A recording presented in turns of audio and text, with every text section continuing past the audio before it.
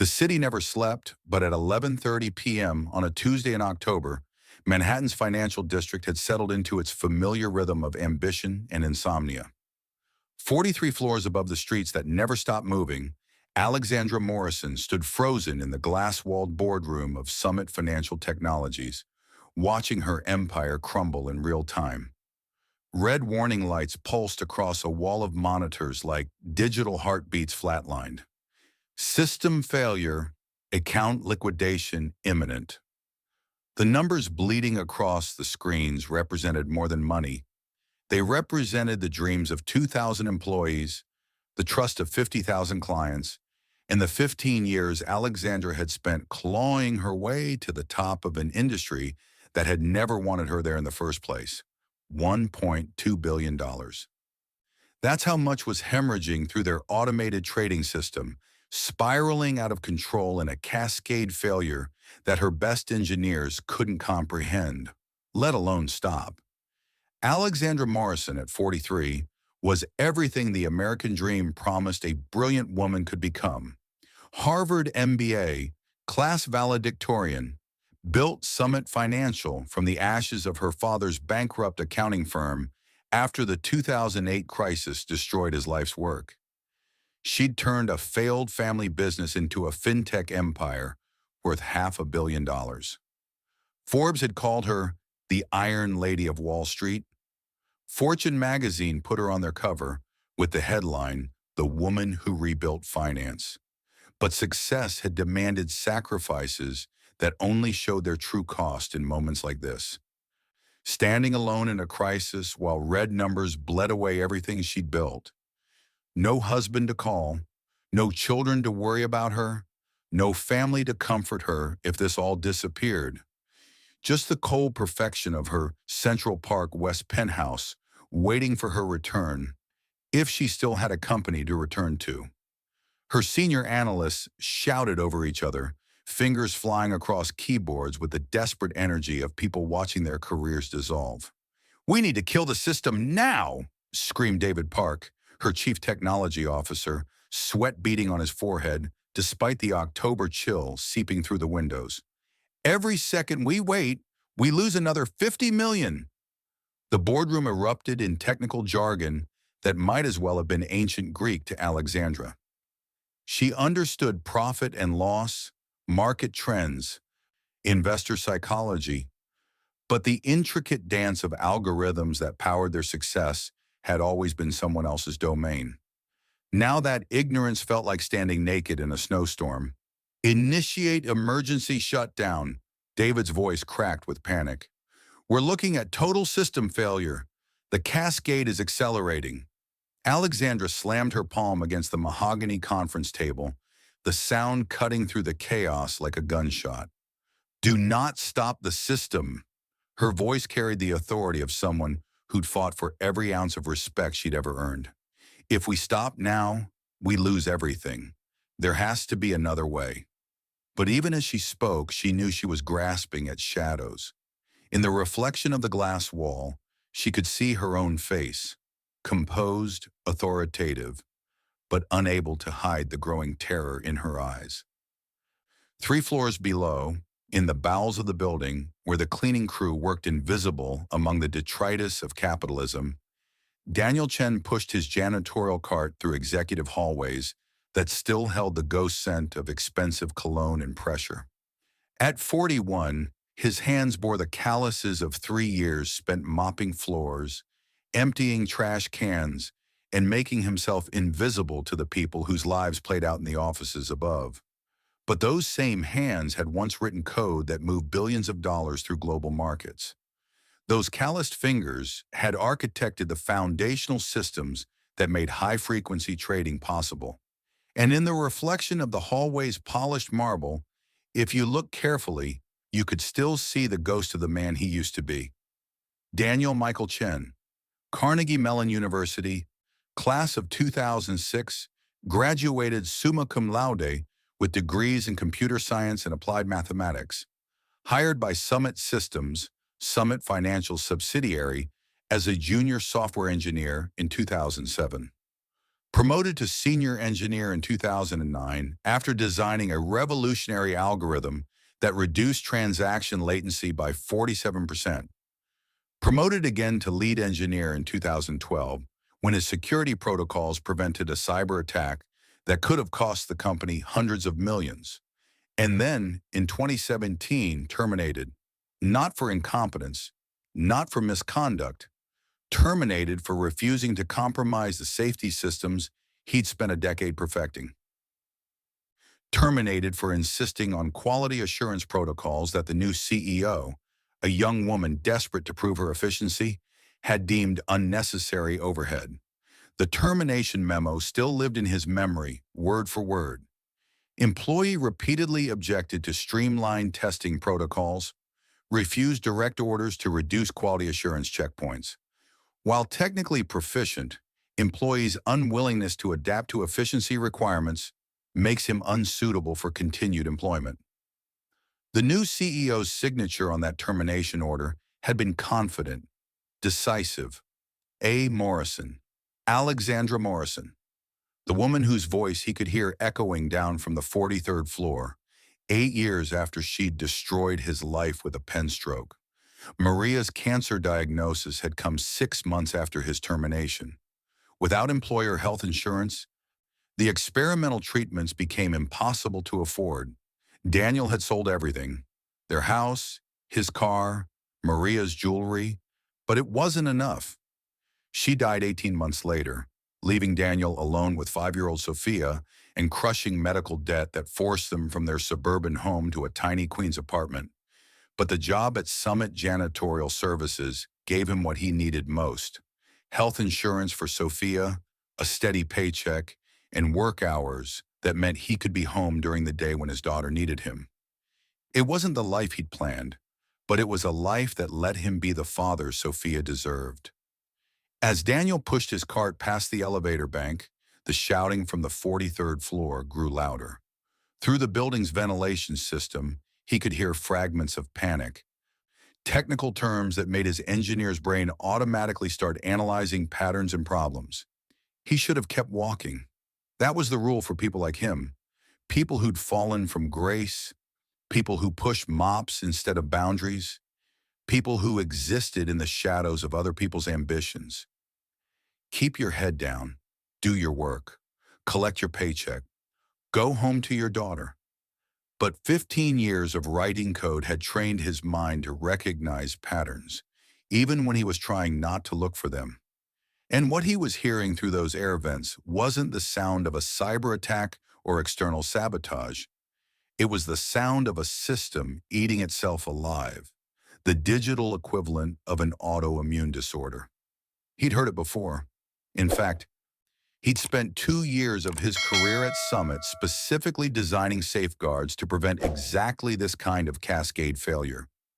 Safeguards that had been systematically removed in the name of efficiency after his termination. Daniel's hand tightened on the cart's handle. Through the glass walls of the 43rd floor, he could see Alexandra Morrison, older now, lines around her eyes that spoke of the weight of command, but still carrying herself with the uncompromising authority that had convinced a board of directors to make her CEO at 35. The woman who had fired him for trying to protect the company was now watching that same company destroy itself because his protections were gone. He thought of Sophia, asleep in their small apartment, trusting that her father would always find a way to take care of her. He thought of the college fund he was building one paycheck at a time. He thought of all the reasons to walk away, all the justifications for letting the woman who destroyed his career face the consequences of her own decisions.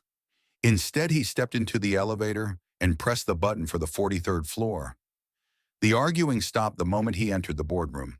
A dozen pairs of eyes turned toward him, taking in his gray uniform, the Summit Janitorial Services patch on his chest.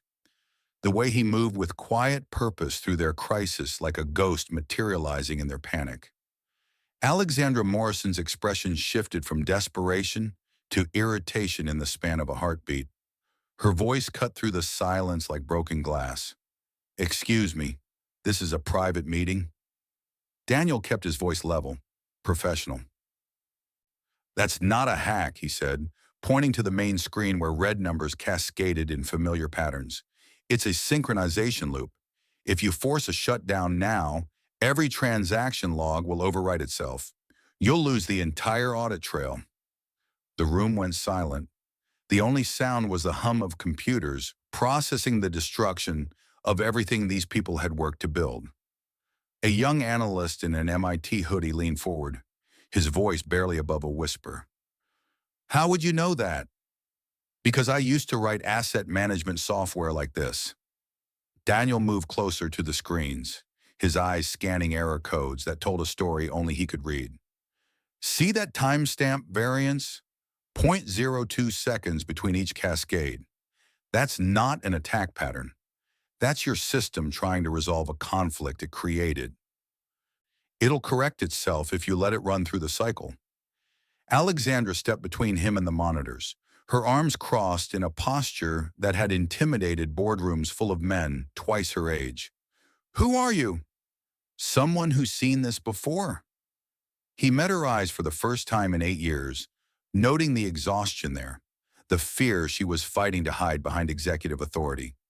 Trust me or don't, but if you pull the plug now, everyone in this room will be looking for new jobs by morning.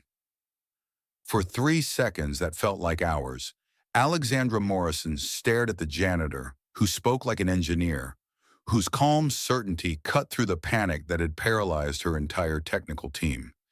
In his eyes, she saw something that made her stomach drop, not desperation or attention-seeking, but the quiet confidence of someone who truly understood what they were looking at. She turned to her team. Let it run. They watched the screens together, the CEO and the janitor, and the dozen people whose careers hung in the balance. The red numbers climbed higher, the alerts multiplied, and Daniel could see Alexandra's jaw tightening with every passing second. He wanted to tell her it would be okay, that the system would remember how to save itself, but he had learned years ago that promises meant nothing without proof. So he stood there silent, his heart hammering against his ribs, and waited for the mathematics to work their magic. At 11:47 p.m., the screens flickered. The red alerts paused, suspended in digital amber. Then, one by one, they began turning green. Transaction logs reconciling. Data integrity confirmed. System stabilized. The room erupted in chaos. Analysts hugging each other, someone laughing with the kind of hysteria that comes after nearly losing everything. Alexandra Morrison closed her eyes and let out a breath that seemed to come from somewhere deep in her chest. When she opened them again, the janitor was gone. The investigation consumed most of the next day. Alexandra sat through 4 separate debriefings with her technical team, each one trying to explain exactly what had happened and why their $200 million security infrastructure had nearly collapsed like a house of cards. The consensus was clear. The failure had been internal, a conflict in the automated trading protocols that had created a feedback loop. What saved them was someone stopping the emergency shutdown sequence at exactly the right moment, 8 seconds before the system would have wiped its own memory. The problem was that no one could identify who had given that order. The security logs showed no IT personnel in the server room during the critical window. The keystroke records showed no administrator access. It was as if the system had saved itself, except systems didn't do that. Systems followed commands, and someone had to give those commands. Alexandra stood at the window of her office, 43 floors of steel and glass separating her from the street below, and tried to remember the sequence of events, the chaos, the shouting, the moment when she had been about to override everyone's objections and pull the plug herself. And then that voice, calm and certain, telling her to wait. Pull the security footage from last night, she told her assistant Marcus, who had been with her for 6 years and knew better than to interrupt her thinking. All cameras covering the executive floor between 11:30 and midnight. Marcus returned 20 minutes later with a tablet.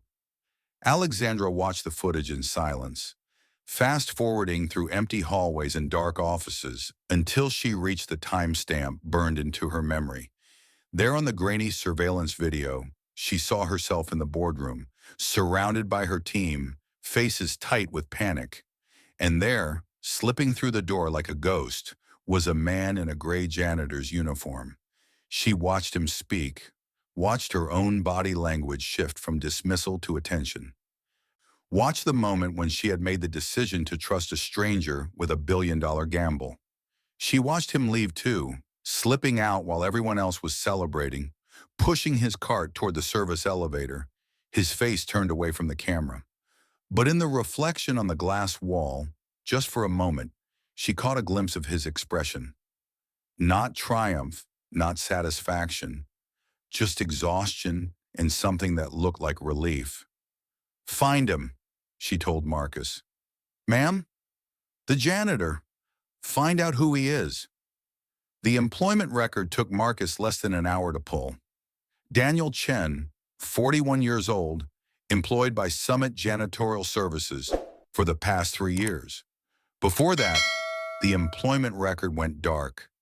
Just a series of gaps and part-time positions that suggested someone who had fallen through the cracks of the professional world. But Marcus was thorough, and something about the gaps bothered him. So he dug deeper, pulling not just external employment records, but Summit Financial's own internal files. What he found made him call Alexandra immediately. "Ma'am, you need to see this." The file landed on Alexandra's screen like a bomb. Daniel Michael Chen, not just a name in a janitorial service database, but a ghost from Summit's own history. Senior software engineer, Summit Systems, 2007-2017. Specialized in high-frequency trading algorithms and system security protocols. Terminated during Workforce Reduction Initiative, 2017. Alexandra's blood turned to ice water in her veins. She scrolled down, looking for more details, and found the termination documentation. Her first year as CEO, her first major restructuring effort.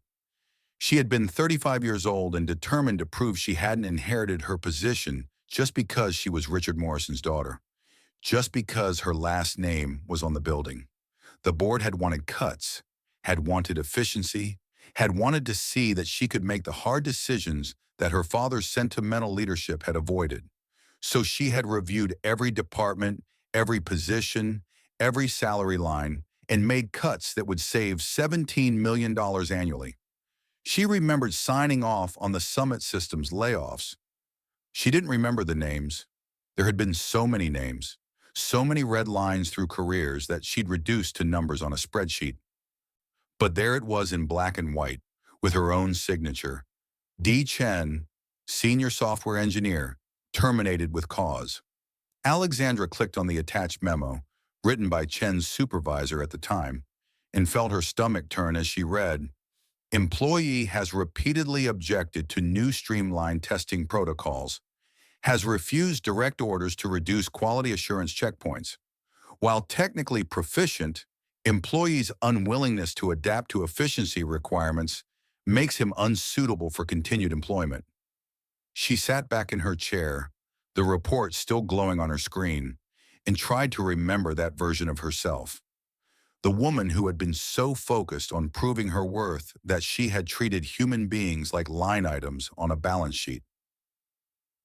The woman who had equated efficiency with excellence and never asked what was being sacrificed in the name of optimization. She had fired Daniel Chen for refusing to cut corners, for insisting on safety protocols, for trying to do his job with integrity. And 8 years later, that same man had saved her from the consequences of her own decisions. That evening, Alexandra took the elevator down to the basement level where the janitorial staff kept their equipment. She found Daniel in the supply room, signing out a cart, his back to the door. When he turned and saw her, his expression didn't change. No surprise, no fear, just a quiet acknowledgement, as if he had been expecting her. "Miss Morrison," he said. His voice was the same as she remembered from the night before. Steady, unremarkable, the kind of voice that could disappear in a crowd. But beside him, sitting at a small folding table with homework spread in front of her, was someone who made Alexandra's breath catch in her throat. A little girl with Daniel's dark hair and serious eyes, maybe 7 years old, working on math problems with a kind of focused intensity that reminded Alexandra of herself at that age. "Daddy, who's the lady?" The child looked up with bright, curious eyes that held no judgment, only innocent interest. Alexandra felt something crack open in her chest. She had built her life around avoiding complications, avoiding the messiness of personal relationships that could compromise her focus or cloud her judgment. But looking at this little girl, Daniel's daughter, she felt the weight of every choice she'd made, every relationship she'd sacrificed, every moment of human connection she'd traded for another percentage point of growth. "I'm Alexandra," she said, kneeling down to the child's level, her voice gentler than it had been in years. "What's your name?" "Sophia Chen. I'm 7 3/4. Are you Daddy's boss? He used to work upstairs with computers, but now he cleans so he can take care of me." Sophia's voice carried the matter-of-fact wisdom that children develop when they've had to understand grown-up problems too early. "Your daddy used to work upstairs?" Alexandra asked, though she already knew the answer. "Uh-huh. But then Mommy got sick after Daddy lost his job," Sophia said simply.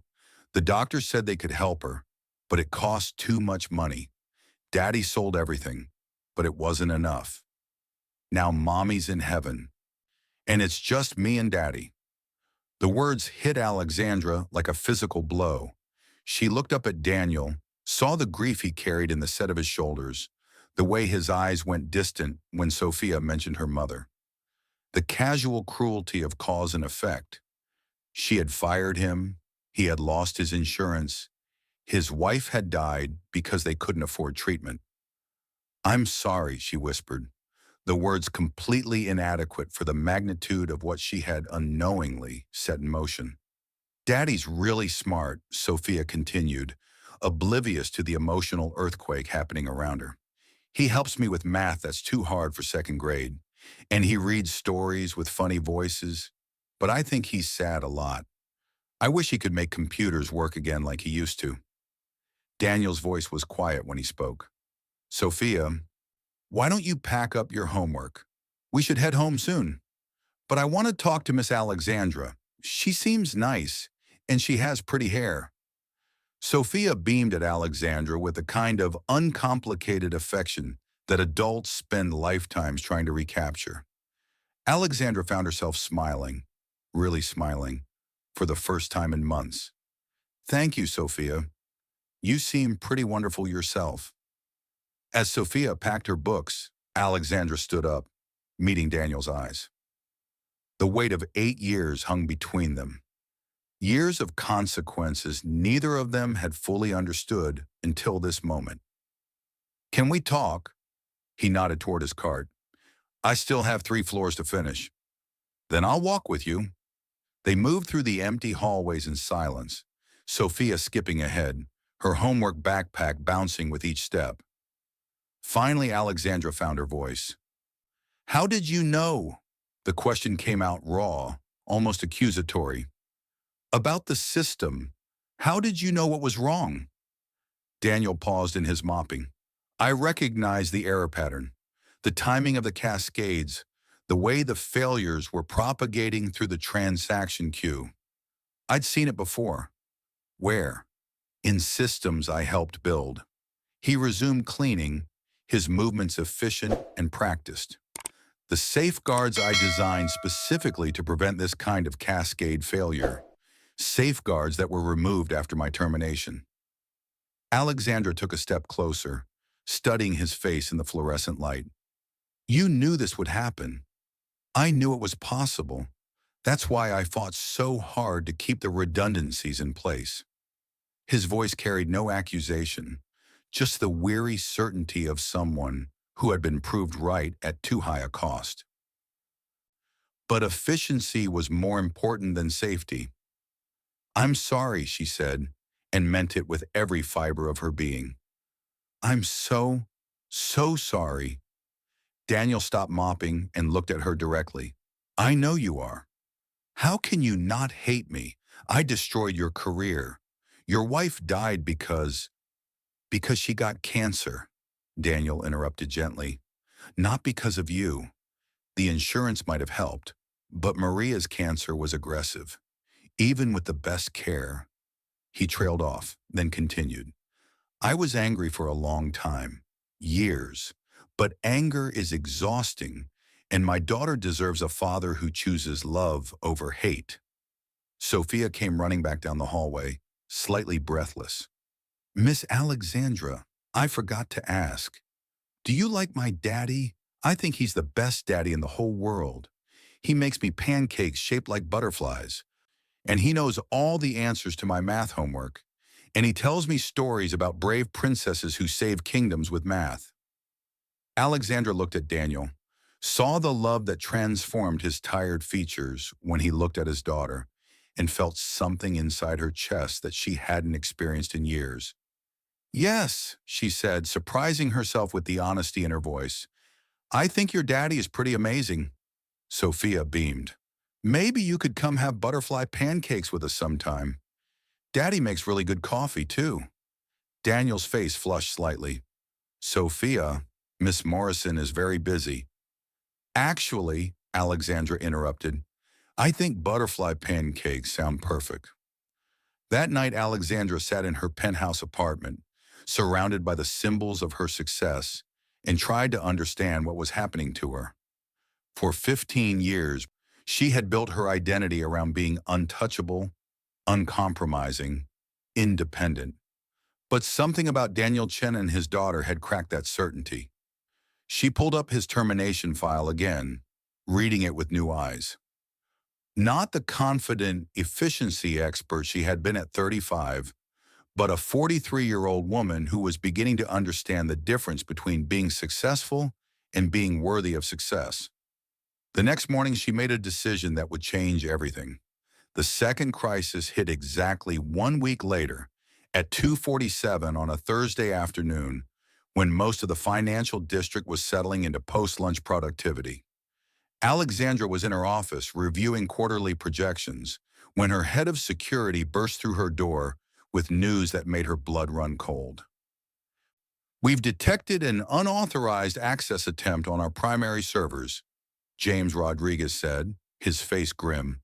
Someone's trying to breach our authentication system. The attack is sophisticated. They're using what appear to be valid administrative credentials. The emergency response team assembled in the same boardroom where Daniel had saved them a week earlier. This time there was no panic, just the cold professionalism of people who had learned to function under pressure. But as Alexandra watched her security team work, she felt a growing certainty that they were facing something beyond their capabilities. The attacks were too targeted, too precise. Whoever was behind them understood Summit's systems at a level that should have been impossible for external hackers. They're not trying to hack in, said a voice from the doorway. Alexandra turned to see Daniel Chen standing there, not in his janitor's uniform this time, but in jeans and a faded Carnegie Mellon sweatshirt. They're trying to authenticate as you, he continued, moving to the nearest terminal without waiting for permission. Someone has your administrative credentials or a perfect copy of them. They're using them to request backdoor access from a remote location. The security chief stepped forward. Sir, I need to ask you to step away from that computer. Let him work, Alexandra said, moving closer to Daniel as his fingers began flying across the keyboard. How did you know to come here? She asked. I've been monitoring your systems, Daniel admitted. After last week, I set up some alerts. When I saw the authentication attempts, I recognized the pattern. You've been watching our systems? Because I knew they'd try this. Daniel's hands never paused as code scrolled across the screen. Consolidated Tech Partners. The name hit Alexandra like ice water. Consolidated was Summit's proposed merger partner, the company offering $500 million in capital in exchange for a minority stake and management rights over their software division. That's impossible, There are partners. They're corporate raiders, Daniel corrected grimly. They've been systematically compromising tech companies for years. They approach struggling firms, offer capital and management expertise, then strip out the valuable intellectual property once they have access. As if to prove his point, another wave of authentication attempts flooded their system.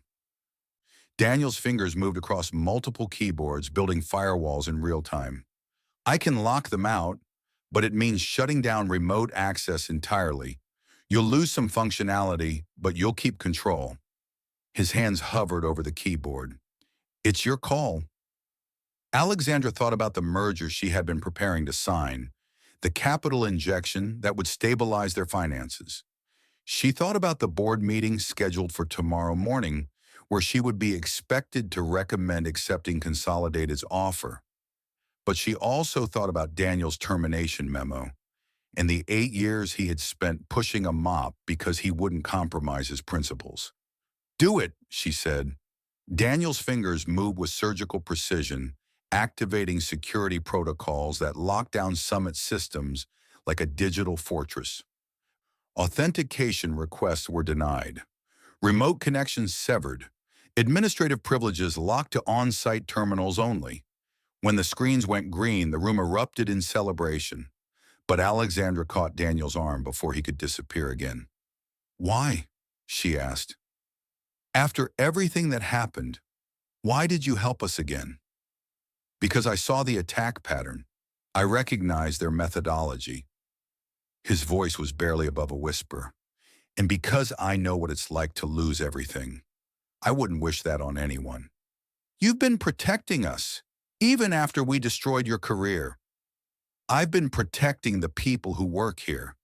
They don't deserve to lose everything because someone made a bad deal. Finally, he turned to face her, and she saw something raw in his eyes, pain that had been refined into purpose.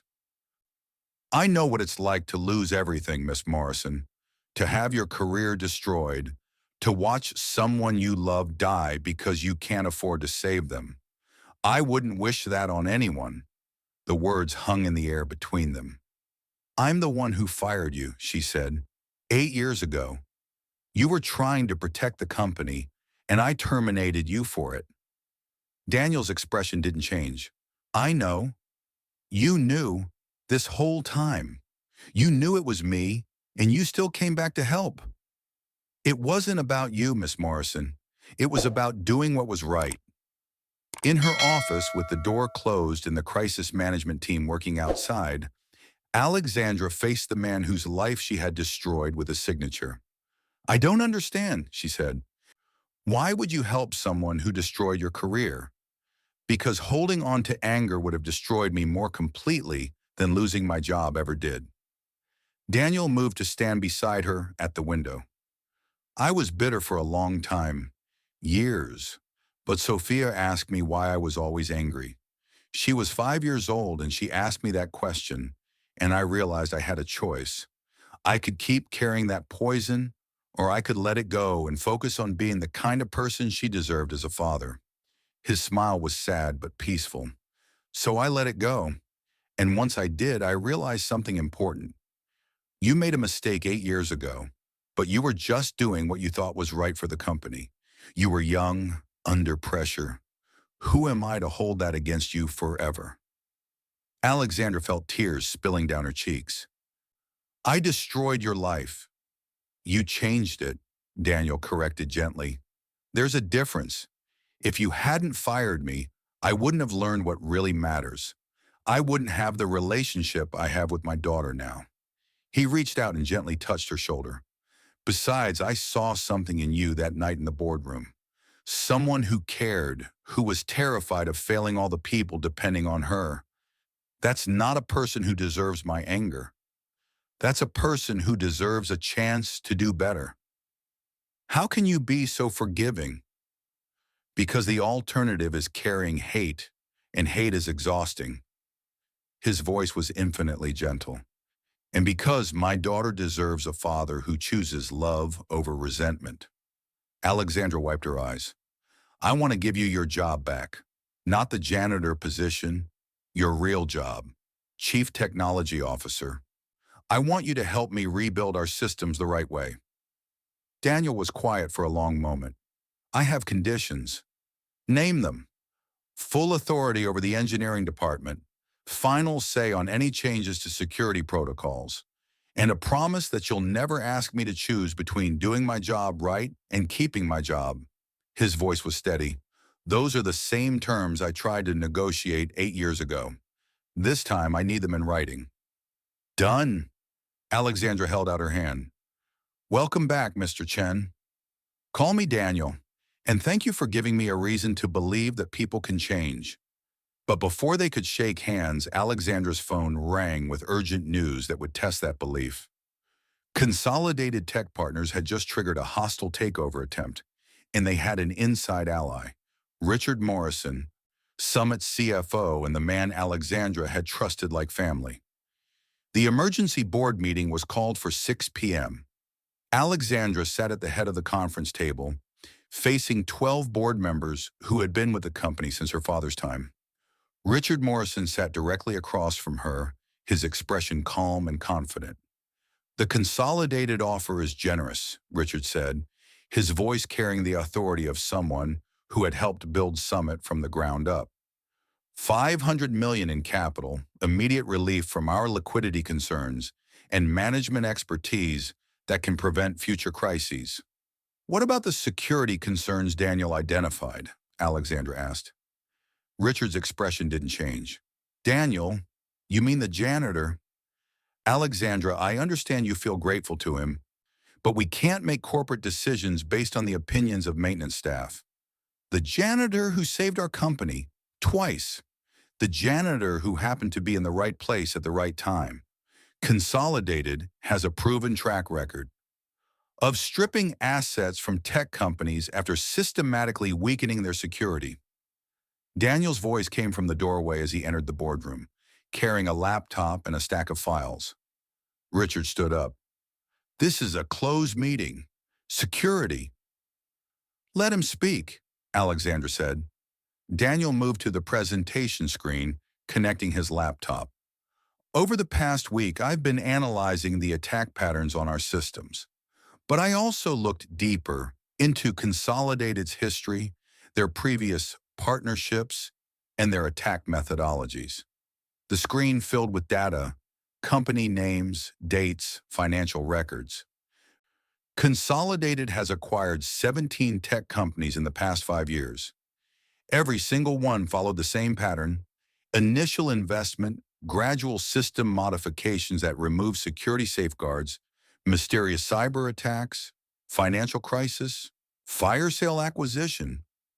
Richard scoffed. This is conspiracy theory nonsense. Each attack used the same signature, Daniel continued, clicking to the next slide. Specific vulnerabilities that could only be known by someone with inside access to the target company's systems. Someone who had been systematically weakening their defenses from within. The presentation shifted to show network logs, authentication records, encrypted communications. But what I found most interesting, Daniel said, his voice carrying the quiet authority of absolute certainty, was the source of the leaked information about our system vulnerabilities. The final slide appeared on screen, detailed records showing data transfers from Summit's internal servers to external IP addresses registered to shell companies owned by Consolidated Tech Partners.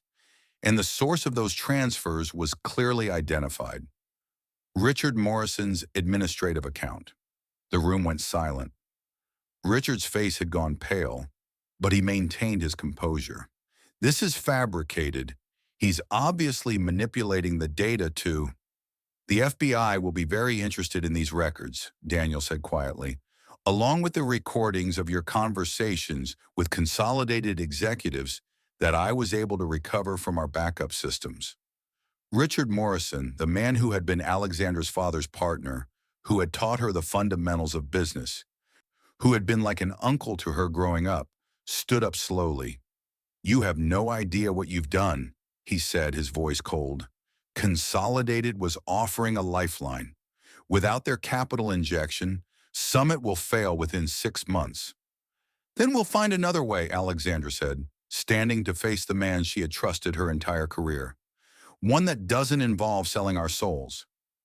Richard looked around the table at the other board members, seeking support, but found only shocked faces staring back at him. You're making a mistake that will destroy everything your father built. My father built a company based on integrity, Alexandra replied. Something you seem to have forgotten. Security escorted Richard from the building 20 minutes later.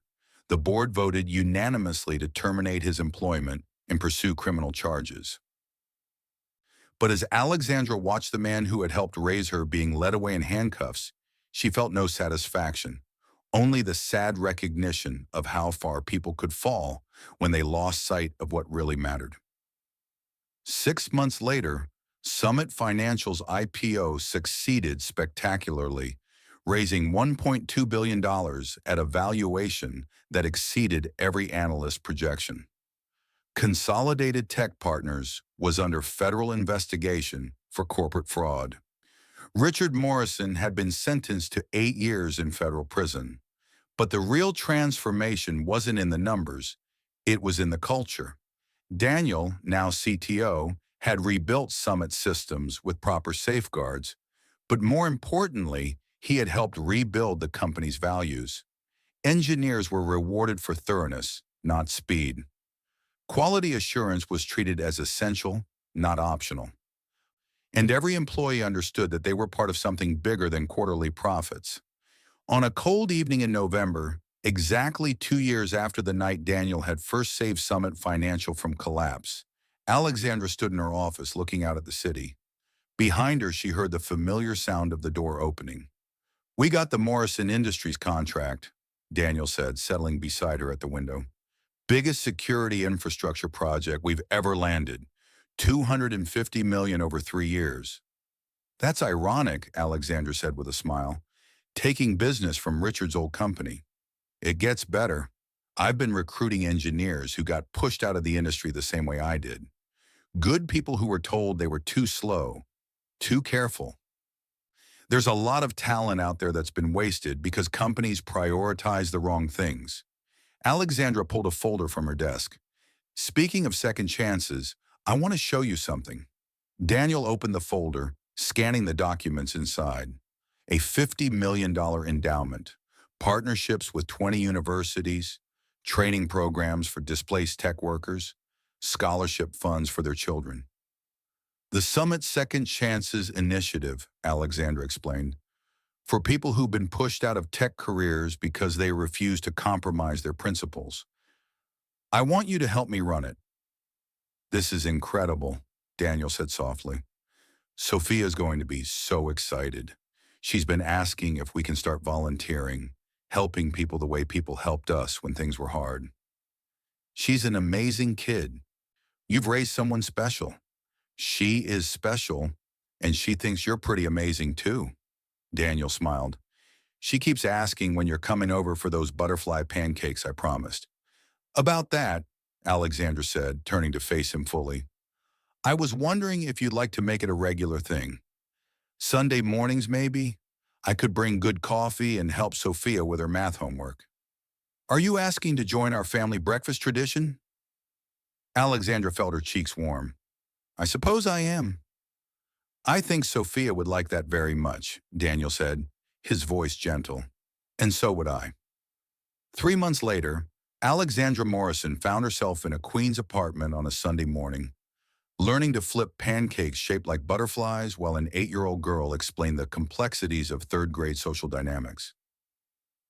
"Miss Alexandra," Sophia said, standing on her step stool beside the stove, "do you think you and Daddy are going to get married?" Daniel nearly dropped his coffee mug. "Sophia, you can't just ask." "Why not?" Sophia looked genuinely puzzled. "You like each other, right? And you both like me? And we all like pancakes? That's what families do. They like each other and eat meals together and help each other with homework." Alexandra looked across the small kitchen at Daniel, saw the love and hope and uncertainty in his eyes. and realized that somewhere in the process of learning to forgive herself, she had fallen completely in love with this man and his extraordinary daughter. "You know what, Sophia?" she said, setting down her spatula and reaching for Daniel's hand. "I think you might be the smartest person I've ever met." "Does that mean yes?" Alexandra looked at Daniel, who was smiling the kind of smile that transformed his entire face. "What do you think, Daddy? Should we make this official?" "I think," Daniel said, bringing her hand to his lips, "that your daughter has excellent instincts about families." The wedding was small and perfect. Daniel, Alexandra, Sophia as the flower girl, and 50 employees of Summit Financial who had been invited not because of their corporate rank, but because they were part of the extended family the company had become. The ceremony took place in Central Park, with Sophia holding both their hands as they exchanged vows.